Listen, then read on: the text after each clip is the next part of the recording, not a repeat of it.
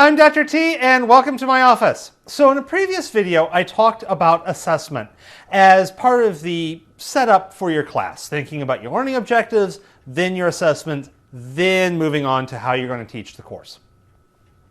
So as continuation to that video, I wanted to spend a moment and just talk about the approaches that I personally use for assessment for my courses. And some kind of general background, I'm teaching mostly introductory courses, quite often first, second year courses, and then I am a chemistry instructor, so it's either chemistry or physical sciences that I'm teaching. I also typically have around 100 students. Sometimes they can creep closer to 150, sometimes a bit less than 100. Varies from semester to semester, depends on how enrollment does. So with that number of students, I am going to have to take a few measures to assist myself with grading because I can overwhelm myself if I'm not careful. Okay, so generally when I'm thinking of assessment, I'm actually thinking of kind of three bins. And you can kind of see this in the syllabus by the weightings of the three bins. So the first bin, which typically doesn't get a lot of weighting in the syllabus for reasons that will become fairly obvious, are going to be activities that they're really learning activities. They're not really assessments. But if I don't put a grade on them, the students won't do them. Let's be honest, when I took Calc 2, my first year of college, I was supposed to do the homework and then take the test. Well, I showed up to class, I listened, I took notes, and I took the test. I didn't do the homework, and I got a C in that class, and I suspect that's why. And of course, that class, the homework wasn't graded, so I didn't do it. If you want the students to do the homework, you're probably going to have to put a grade on it. Let's just be honest, people are people. Okay, so in that case, I'm going to put a grade on it. It's not meant to be particularly hard. Most students are going to do fairly well. When it comes to grading the homework, I'm going to use an online homework system whenever possible. This is going to have kind of a two-edged reason to do this, or kind of two major approaches. One, this is going to take a fairly large grading burden away from me and automate that. The second one is it does give students immediate feedback, and since this is primarily a learning activity, not a overarching assessment, the immediate feedback really facilitates that learning. So this way the students can do it, they get it wrong, they realize it's wrong, they can redo it, and hopefully learn from their mistakes in real time. So the online homework systems, I do value when there are good ones. Now, I have some classes that I teach. I love the online homework selections. I shouldn't say I love them. They're varying between bad to halfway decent. So there's some halfway decent options out there. There are other classes that I don't use online homework for because there isn't a good option out there. I have not found a provider that has a good set of questions and a good format. There are some of them that's like, I don't care how good the questions are, I can't use it. I can't expect my students to. It's just that poorly done with its UX. Now, for those other classes, I may either skip that kind of category or I might change it into something else where I do hand grade. Additionally, some labs are going to get put into this category. So, labs which are much more of a learning experience for the students. I want them to try, I want them to experience what's going on, but there's really no good assessment built into that lab. And in that case, then the lab is graded by, yep, you did it, you gave it the old college try, good work. And that's fairly straightforward. For this reason, a lot of my lab classes, if it's a mixed lecture lab course, the lab course will probably have a kind of a diminished role. It won't be the traditional 25%. It will be a bit less because a lot of the labs will just be, yep, you did it, good work. Once again, it depends on the class. Majors versus non-majors. Majors, I'm going to be a lot more, hey, how close did you get it? Because you need to be able to work at the bench. If they're, say, nursing majors, they're probably not going to enter a lab again. They're going to have practicals of their own, but it won't be my class. Okay, so that's kind of the first bin, where it's a grade because I want the students to do it, not because it's an assessment. And so that's usually going to be fairly diminished. And that extra points that they're going to be getting, because everyone should be getting A's in this category, are going to be used to offset the next category, which are going to be true assessments. These are the core assessments for the class. Typically, this is going to be exams. Maybe some quizzes thrown in the mix. A couple of alternative assessments might be in there. But these are kind of your core assessments, and quite often these are going to be focusing rather low on Bloom's taxonomy. Not necessarily the bottom, but especially for entry-level courses, the course focus is going to be fairly low on Bloom's taxonomy. A lot of knowledge, understanding, application, not a lot of synthesis and evaluation. Maybe a little bit of analysis here and there, but not a ton. Okay, so in this case, I'm going to have my exams. What I have found that works really well for me at my current institution, keeping in mind that, once again, I do have a reasonably large number of students, is I take my exams, I divide them roughly in half. Some classes it's 1/3, 2/3, other classes it's 2/3, 1/3. Just depends on what that particular section, what I'm currently teaching in that class, what are the learning objectives. But I divide them roughly in half, and the first half is going to be bottom of Bloom's taxonomy. Typically knowledge, maybe some understanding going on there.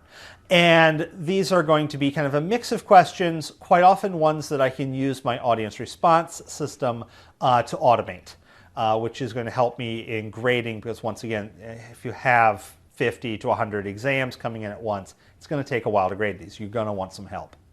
And so with these guys, quite often I'll have a fairly nice chunk of fill in the word, and then I'll give the students a word bank. The word bank has two values to it, or two reasons it's there. One, it lowers the stress for the students. They're able to see, the possible choices.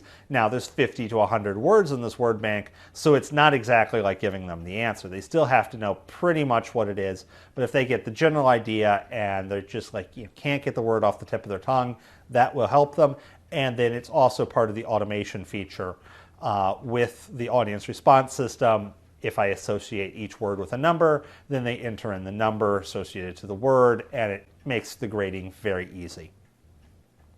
And then, throw in some multiple choice questions. Multiple choice questions are kind of the easiest to grade, hardest to create. A good multiple choice question is really, really hard. For these guys, what you're looking at doing is looking at one learning objective. You want to figure out, an answer to a question, as well as a few distractors that make the student really think about what's going on there, and not simply look at the patterns of the question. There are multiple choice questions that literally I don't need to read the question. I can figure out the answer, or at least narrow it down to 2. You don't want to be doing that. Now, things that can help you with this are simply, if possible, not doing A through D, but doing A through J. Simply increasing the number of possible choices gives you much more variety.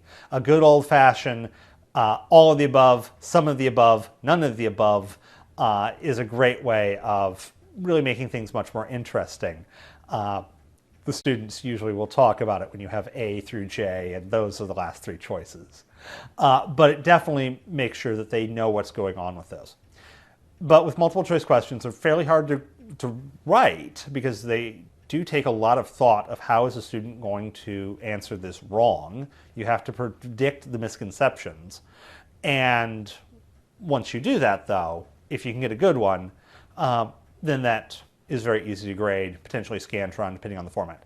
I will be honest right off the bat, the ones that typically come with textbook test banks, they're usually not great. They range from mediocre to horrible. There usually are a few good ones. There's a few that I will occasionally use, but they're not the greatest ones out there quite often. Okay, so that's roughly the first half of the test. And the goal here is we're going for knowledge / understanding, and definitely machine assisted with the audience response system or Scantron, something like that, because once again, I'm going to need some help grading these. I don't have a TA. I have to grade it myself. Okay, so the second part of the test is going to be much more either application, maybe a little bit of analysis. So we're looking at understanding, application, maybe some analysis as things go on. These are parts that I will probably have to hand grade. If it's a numerical calculation, the audience response system that I'm using can do that for me, so that might be a good option for me. I'll do a fair amount of those, but a lot of these other ones I'm just going to have to hand grade. And so I want to pay attention to how much I'm trying to hand grade so I don't overwhelm myself.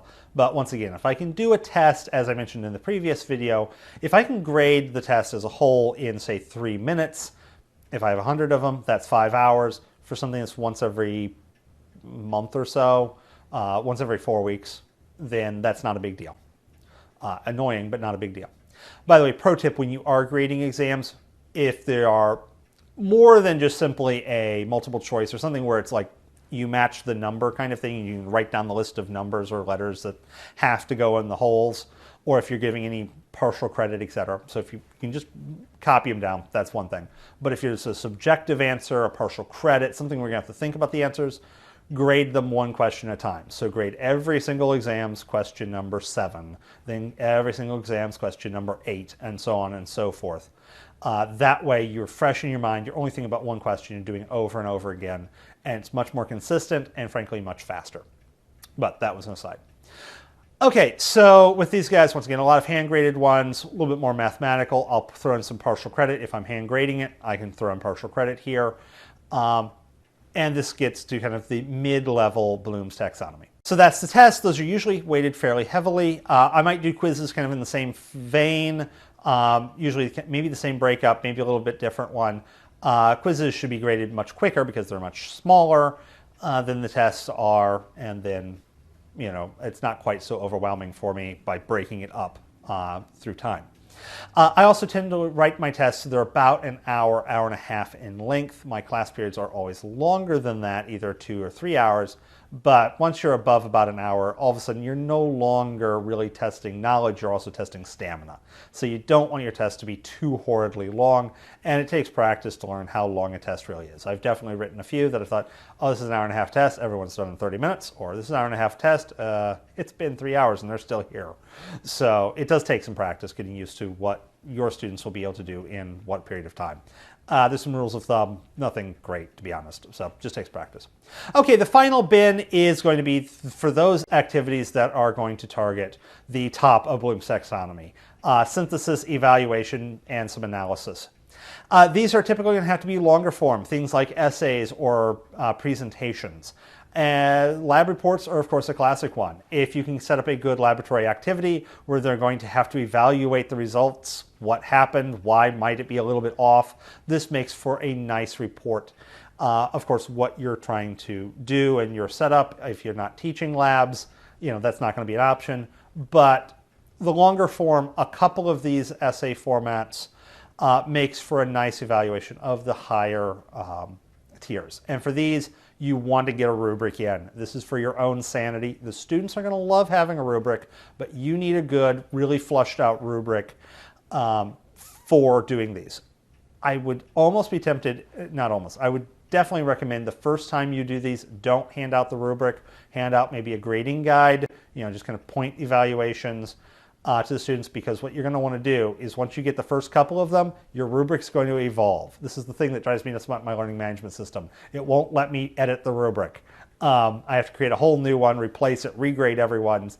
But what you'll find is that ways things go wrong are not necessarily things that you can predict. You're not going to quite know how things are going until after you have done at least some of the grading.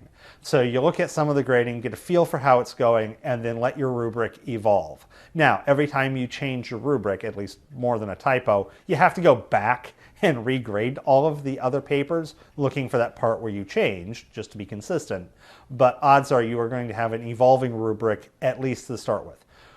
As time progresses, you should be able to kind of lock down your rubric, get one that works for that assignment for that class. I hope this was of some help for you, and I will see you in future videos. Have a wonderful day.